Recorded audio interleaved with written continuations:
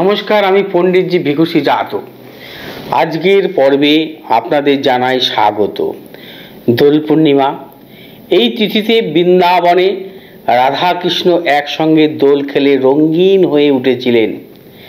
সেই প্রথা মেনে আজও দোল পূর্ণিমার পবিত্র তিথি রঙের খেলায় মেতে ওঠেন প্রায় সকলেই।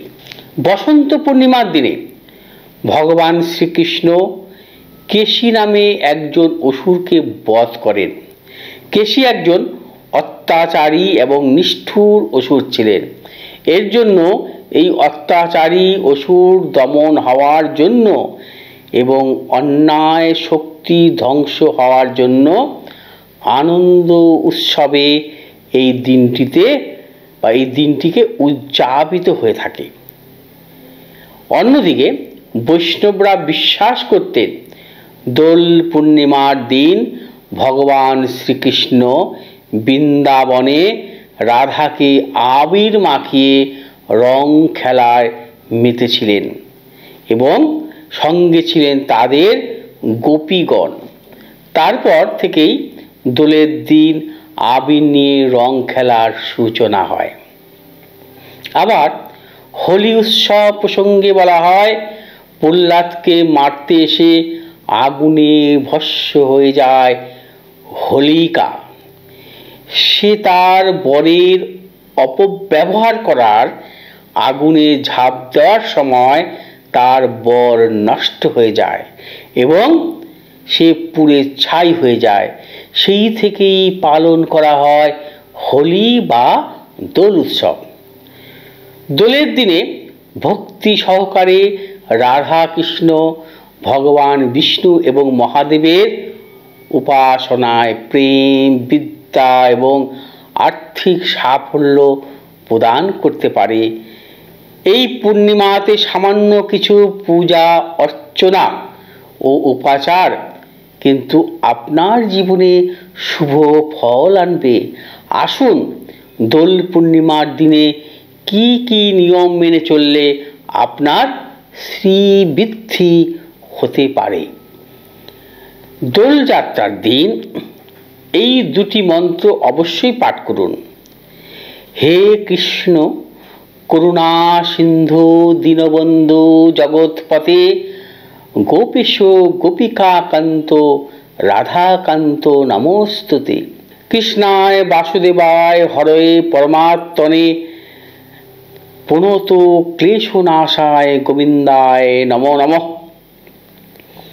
দোলের দিন পারলে ভোরবেলা ঘুম থেকে উঠুন, ভালো করে স্নান করে নিন। সুযোগ পেলে গঙ্গা স্নানও করতে পারেন।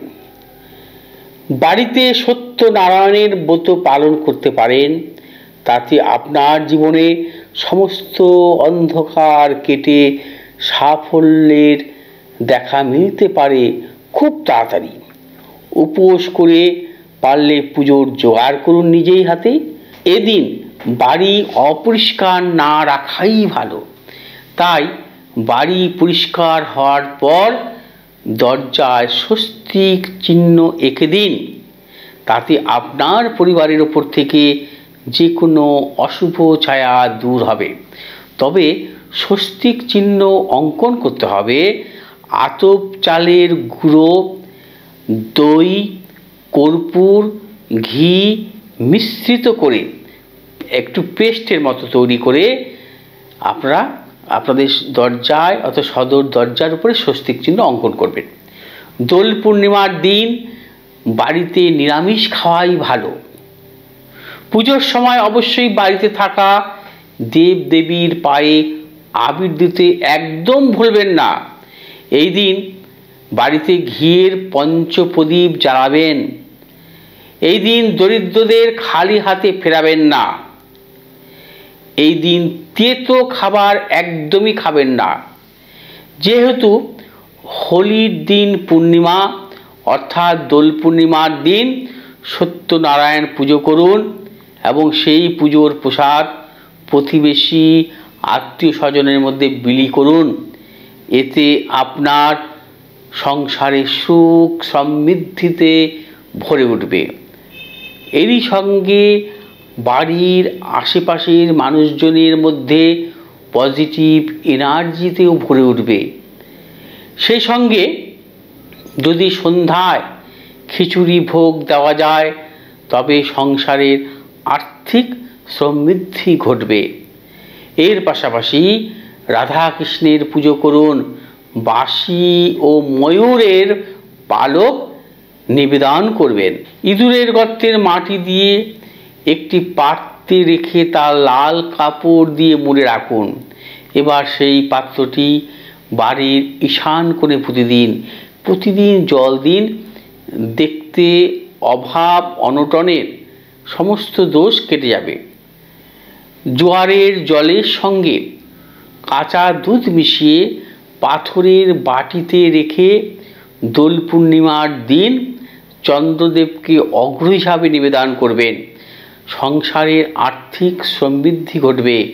মনে রাখবেন, জোয়ারের জল গঙ্গার পশ্চিম ঘাট থেকে নেওয়াই শুভ। আপনাদের সবাইকে দোলের আগাম শুভেচ্ছা। তবে শেষ করার আগে একটা কথাই বলবো, যদি আমার এই ভিডিওটি আপনাদের ভালো লাগবে তবে শেয়ার করবেন, লাইক করবেন এবং সাবস্ক্রাইব করবেন। পাশে থাকা বেল আইকনটি টিপে আপনারা সাবস্ক্রাইব করুন। আমার পরবর্তী ভিডিওগুলোর আপনার নোটিফিকেশান পেয়ে যাবেন। ভালো থাকুন, সুস্থ থাকুন। দোল উৎসবে আপনারা অবশ্যই ভালোভাবে কাটাবেন এই আশা রেখে আমি আমার ভিডিওটি এখানে শেষ করলাম। নমস্কার।